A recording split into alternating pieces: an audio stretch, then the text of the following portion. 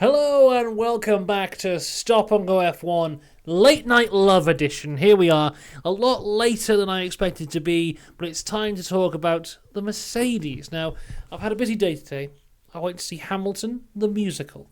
It was fabulous. But here I am to talk about Hamilton, the Formula One driver, and the car that he'll be driving this year. Now, I've just finished watching the launch, and I've got to say, what a strange launch it was.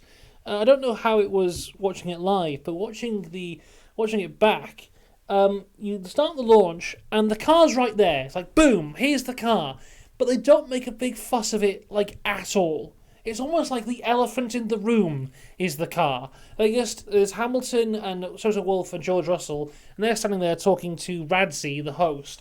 But like the car's in between them, and they pay reference to it a little bit every now and again, but there's no real good angle of it. They don't really show it off. It's just like, yep, it's here. It looks great. Just from what the three of them said, I didn't write down any notes of anything that they said because all of it was very quite generic stuff, really. You know, they talked about how they didn't get the regulations right, but they feel they're in a good position now. They think the car looks nice. They want to get the team back to where they want it to be.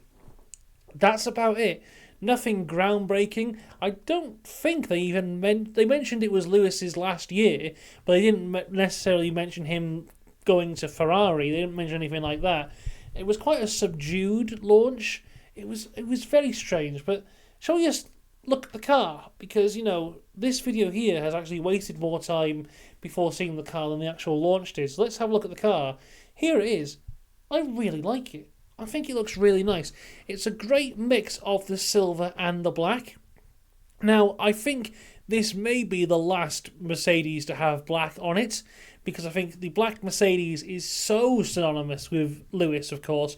He brought it in during 2020, I think it was, to coincide with the Black Lives Matter movement. I think the black Mercedes, as beautiful as it is his car. So when he leaves, I think they will revert back to the traditional silver of Mercedes, and this car here is really a transition of the two. You have the black, you have the silver melded together, so when we go to silver next year, maybe it's not as daunting of a move. Also, the stripes of red along the side is really nice, and on the airbox, a little bit on the front wing as well, the Ineos logo there. Overall, very good stuff. I can't see a little red Mercedes logo that they normally have for Nicky. Oh, is it there? It might be there. So I would be shocked if they had removed that. So I think it still is there, maybe. But yeah, this is great. The red on the rear wing as well. A really, really good looking car. And we're quite lucky as well because they have done their shakedown and we can see some photos of it in real life. And once again, looks great. And from the looks of things here, there's definitely exposed carbon on the front wing there. But apart from that, it does look more like black paints than it does carbon fibre. Similar to the McLaren. So overall, looking good. And I haven't really heard any big nightmare stories from the shakedown like we've heard from Mercedes in the past few years. So, you know, overall, looking like a good positive step in the right direction for Mercedes here towards the front of the grid.